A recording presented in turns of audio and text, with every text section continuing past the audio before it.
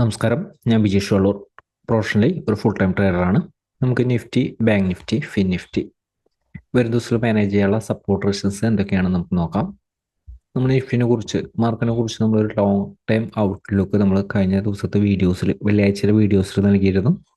കാണാത്തവർ ആ വീഡിയോ ഒന്ന് കാണാനായിട്ട് ശ്രദ്ധിക്കുക. മാർക്കിനെ കുറിച്ച് ക്ലിയർ ആയിട്ടുള്ള ഒരു ഔട്ട്ലുക്ക് നമ്മൾ നൽകിയിട്ടുണ്ട്. അത് പ്രകാരം തന്നെ നമ്മൾ കഴിഞ്ഞ ദിവസത്തെ ഒരു സപ്പോർട്ട് നമ്മൾ നൽകിയിരുന്നു. പക്ഷെ 24,200 ഇമ്പോർട്ടൻ്റ് ലെവൽ നമ്മൾ സൂചിപ്പിച്ചിരുന്നത്. പക്ഷെ സപ്പോർട്ടായിട്ട് ആക്ട് ചെയ്യുക അതിൻ്റെ ഒരു താഴെ വന്നതിന് ശേഷം തിരിച്ച് കയറുമ്പോഴാണ് ആ ഒരു സപ്പോർട്ടായിട്ട് ആക്ട് ചെയ്യുക. നമ്മളത് സൂചിപ്പിച്ചായിരുന്നു. അപ്പോൾ 24,200 ഇമ്പോർട്ടൻ്റ് ആയിട്ട് സപ്പോർട്ട്. പക്ഷേ 24,180 നമ്മൾ സപ്പോർട്ട് നൽകിയിരുന്നത്. 24,180 താഴത്തേക്ക് ഒരു കാലിൽ ഒരു ലൈൻ വരച്ച് കഴിഞ്ഞാൽ നമുക്ക് എക്സാക്റ്റ് ആ ഒരു സപ്പോർട്ടിൻ്റെ ഒരു വർക്കിംഗ് നമുക്ക് മനസ്സിലാക്കാനായിട്ട് സാധിക്കും. എങ്ങനെയാണ് 24,180 വർക്ക് ചെയ്തത്, ഇമ്പോർട്ടൻ്റ് സപ്പോർട്ട് അവിടെ എങ്ങനെയാണ് വർക്ക് ചെയ്തിരുന്നത്. രാവിലത്തെ ഒരു ഓപ്പണിംഗ് സെക്ഷൻ തന്നെ നമുക്കൊരു ഷോർട്ട്സ് ആൻഡ് ഓപ്പർച്യൂണിറ്റി ആണ്. അതായത് റെസിസ്റ്റൻസിൻ്റെ ഒരു താഴെ ഒരു ഓപ്പണിംഗ് ആണ്. അതിനുശേഷം സപ്പോർട്ടിൽ നിന്ന് തിരിച്ചു കയറിയപ്പോൾ ഒരു ബൈ സെന്റിമെന്റ് ആയിരുന്നു. എക്സാക്റ്റ് ആയിട്ട് ഒരു സപ്പോർട്ട് വർക്ക് ചെയ്ത് റെസിസ്റ്റൻസ് വർക്ക് ചെയ്ത് നോക്കുക. 24,190 24,190 ഒരു ലൈൻ വരച്ചു കഴിഞ്ഞാൽ നിങ്ങൾക്ക് റൈറ്റ് ഒരു സപ്പോർട്ട് റെസിസ്റ്റൻസിന്റെ ഒരു വർക്കിംഗ് മനസ്സിലാവും. എക്സാക്റ്റ് ആയിട്ട് 24,190 അടുത്തുനിന്ന് ഒരു പ്രോഫിറ്റ് ബുക്കിംഗ് വന്നിരുന്നു. അതിനുശേഷമായാലും 24,200 അടുത്തുനിന്ന് ബൗൺസ് ചെയ്തുകൊണ്ട് 24,316 ക്ലോസ് ചെയ്തിരിക്കുന്നത്. ബാങ്ക് നിഫ്റ്റി സിറ്റുവേഷനും ഫിൻ നിഫ്റ്റിയുടെ സിറ്റുവേഷനും സെയിം തന്നെയാണ്. ഓപ്പൺ ചെയ്തിരിക്കുന്ന റെസിസ്റ്റൻസിന് താഴെയാണ്. ഷോർട്ട്സ് ആൻഡ് ഓപ്പർച്യൂണിറ്റി ആണ്. ലോവർ ലെവലിൽ നമ്മൾ സപ്പോർട്ട് നൽകിയിരുന്നില്ല. പക്ഷേ കഴിഞ്ഞ ദിവസത്തെ ഒരു സപ്പോർട്ട് നോക്കാനായിട്ട് പറഞ്ഞിരുന്നു. ആ ഒരു സപ്പോർട്ടാണ് എക്സാക്റ്റ് ആയിട്ട് വർക്ക് ചെയ്തിരുന്നത്. മുൻപ് നൽകിയിരിക്കുന്ന ഒരു സപ്പോർട്ടിന്റെ വർക്കിംഗ് ശ്രദ്ധിക്കുക. സെയിം സിറ്റുവേഷൻ തന്നെയാണ് ഫിൻ നിഫ്റ്റിയുടെ സിറ്റുവേഷനും. ഫിൻ നിഫ്റ്റിയുടെ സിറ്റുവേഷൻ ആയാലും തുടക്കത്തിൽ ഒരു പ്രോഫിറ്റ് ബുക്കിംഗ് ആണ്. കാരണം റെസിസ്റ്റൻസിന്റെ ഒരു താഴെ ഒരു ഓപ്പണിംഗ് ആണ്. നമുക്കൊരു പ്രോഫിറ്റ് ബുക്കിംഗ് തന്നെയാണ്. ഷോർട്ട്സ് ആൻഡ് ഓപ്പർച്യൂണിറ്റി ആണ്. ബൈക്ക് കൂടുതൽ ഇമ്പോർട്ടൻസ് നൽകരുത്. ബൈക്ക് കൂടുതൽ ഇമ്പോർട്ടൻസ് നൽകേണ്ടത് നമ്മൾ നൽകിയിരിക്കുന്ന ഒരു സപ്പോർട്ട് ഹോൾഡ് ചെയ്യുമ്പോഴാണ്. നമ്മൾ ഈ ഒരു സപ്പോർട്ട് മുൻ ദിവസങ്ങളിൽ നൽകിയിരിക്കുന്ന സപ്പോർട്ട് നോക്കുക. അതിൻ്റെ ഒരു വർക്കിംഗ് നിങ്ങൾക്ക് കാണാനായിട്ട് സാധിക്കും. അപ്പം അതിനുശേഷം രണ്ട് റെസിസ്റ്റൻസ് സപ്പോർട്ട് റേഞ്ചിന്റെ ഉള്ളിലാണ് ഫിൻ നിഫ്റ്റിയുടെ സിറ്റുവേഷൻ. ഫിൻ നിഫ്റ്റി ട്രേഡ് ചെയ്തിരുന്നത്. ഇപ്പോൾ വരും ദിവസങ്ങളിൽ നമുക്ക് ഈ നിഫ്റ്റി, ബാങ്ക് നിഫ്റ്റിയുടെ റൈറ്റ് ആയിട്ടുള്ള സപ്പോർട്ട് റെസിസ്റ്റൻസ് ഏതായിട്ട് വർക്ക് ചെയ്യാം. നിഫ്റ്റിയിൽ മാനേജ് ചെയ്യാനായിട്ട് കുറച്ചൊരു ബുദ്ധിമുട്ടാണ്. തൊട്ടടുത്തുള്ള സപ്പോർട്ട് ലെവലുകളൊക്കെ നമ്മൾ നൽകുന്നുണ്ട്. അപ്പോൾ അതനുസരിച്ച് മാനേജ് ചെയ്യാനായിട്ട് ശ്രദ്ധിക്കാം. ഇതൊരു 5 മിനിറ്റ് ടൈം ഫ്രെയിം ആണ്. ഈ ഒരു ലെവൽ റെസിസ്റ്റൻസ് ഏരിയ ആണ്. അതുപോലെ തന്നെ 24,200 അടുത്ത് സ്ട്രോങ് ആയിട്ടുള്ള ഒരു സപ്പോർട്ട് ഉണ്ട്.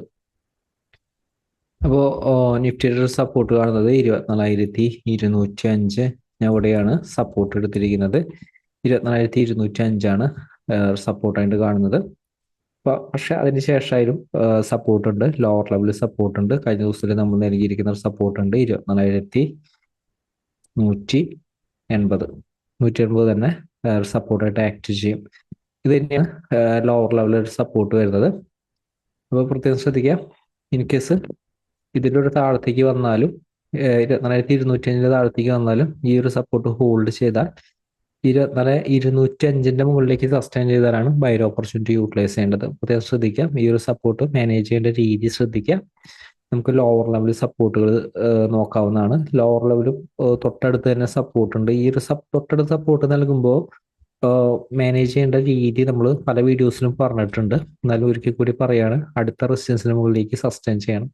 ചെറിയൊരു ഗ്യാപ്പിന്റെ ഉള്ളിൽ നമ്മൾ സപ്പോർട്ട് റെസിസ്റ്റൻസ് നൽകുമ്പോൾ ഷോർട്ട്സ് ആൻഡ് ഓപ്പർച്യൂണിറ്റിയോ ബൈ ഓപ്പർച്യൂണിറ്റിയോ നമ്മൾ യൂട്ടിലൈസ് ചെയ്യുമ്പോൾ തൊട്ടടുത്ത റെസിസ്റ്റൻസിന്റെ മുകളിലേക്ക് സസ്റ്റൈൻ ചെയ്യാനായിട്ട് വെയിറ്റ് ചെയ്യുക. 24,100 സപ്പോർട്ട്, അതുപോലെ തന്നെ ഷോർട്ട്സ് ആൻഡ് ഓപ്പർച്യൂണിറ്റി ആയാലും തൊട്ട് താഴെയുള്ള ഒരു സപ്പോർട്ട്, അതായത് രണ്ട് സപ്പോർട്ട് ബ്രേക്ക് ചെയ്താൽ, അതായത് തൊട്ടടുത്തുള്ള സപ്പോർട്ട് വളരെ ലെങ്ത് ആയിട്ടുള്ള സപ്പോർട്ട് അല്ല പറയുന്നത്, അങ്ങനത്തെ രീതിയിൽ മാത്രം മാനേജ് ചെയ്യുക. കാരണം ഈ ഒരു സിറ്റുവേഷൻ കുറച്ചൊരു ബുദ്ധിമുട്ടാണ് നിഫ്റ്റിനെ മാനേജ് ചെയ്യാനായിട്ട്. 24,075 ചെറിയൊരു ഡിഫറൻസിലാണ് സപ്പോർട്ട് നൽകുന്നത്. നിങ്ങൾക്ക് വരും ദിവസങ്ങളിൽ മാർക്കറ്റ് ഇങ്ങനത്തെ ഒരു ഏരിയയിൽ വരുമ്പോൾ തന്നെ വർക്ക് ചെയ്യുന്നത് കണ്ടാൽ മനസ്സിലാവും. 24,060. അപ്പൊ അതിനനുസരിച്ച് മാനേജ് ചെയ്യുക. ഇത് തൊട്ടടുത്ത് നൽകിയിരിക്കുന്ന സപ്പോർട്ട് റെസിസ്റ്റൻസുകളാണ്. താഴെ സപ്പോർട്ട് റെസിസ്റ്റൻസ് നമ്മൾ കഴിഞ്ഞ ദിവസം നൽകിയിരിക്കുന്നത് സപ്പോർട്ട് റെസിസ്റ്റൻസ് ശ്രദ്ധിക്കാം. ഇനി ഹയർ ലെവലിലേക്ക് ആണെങ്കിൽ നിഫ്റ്റിക്ക് 24,245 റെസിസ്റ്റൻസ് ആണ്.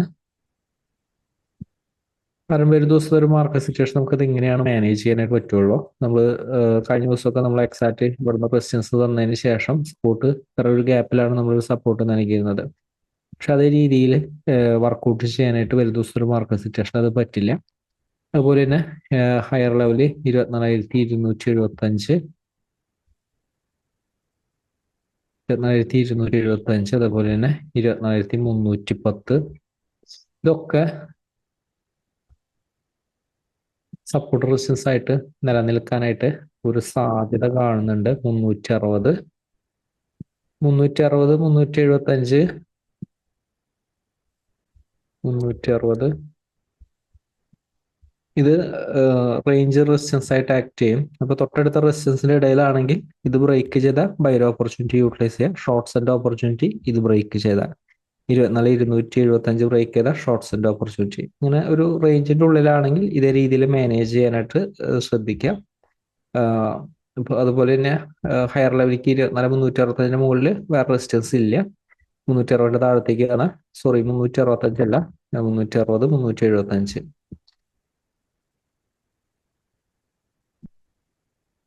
ഇതാണ് നിഫ്റ്റി റെസിസ്റ്റൻസ് വരുന്നത്. അതുപോലെ നമുക്ക് ഫിൻ നിഫ്റ്റി നോക്കാം. ഫിൻ നിഫ്റ്റി ആയാലും വരും ദിവസങ്ങളിലെ റൈറ്റ് സപ്പോർട്ട് റെസിസ്റ്റൻസ് നോക്കാം.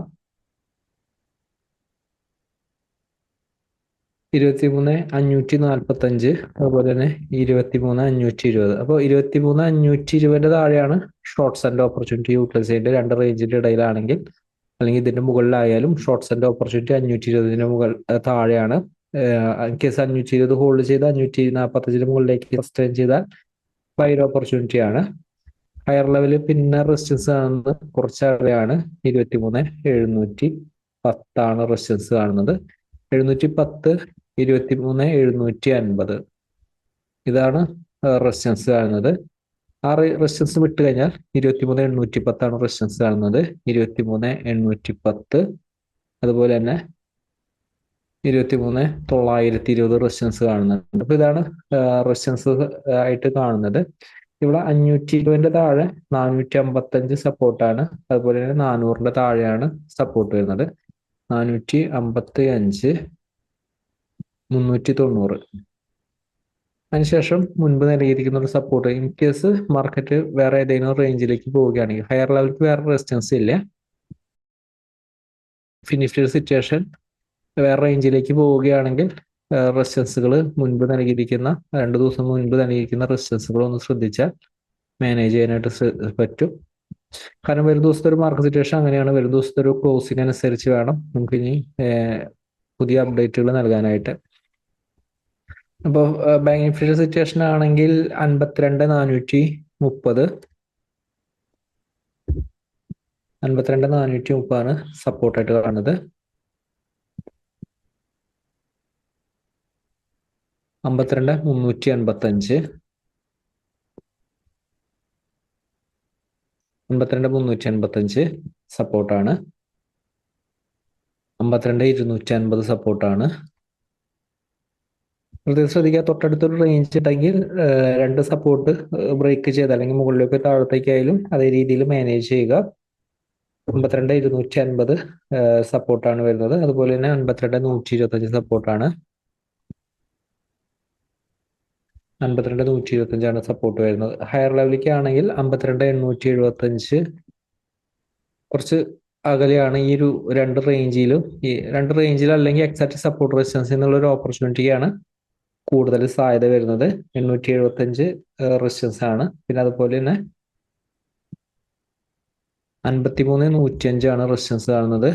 53,105 റെസിസ്റ്റൻസ്, അതുപോലെ തന്നെ 53,185 ഇത് റേഞ്ച് റെസിസ്റ്റൻസ് ആയിട്ട് ആക്ട് ചെയ്യും. സോറി, 53 ആണ്.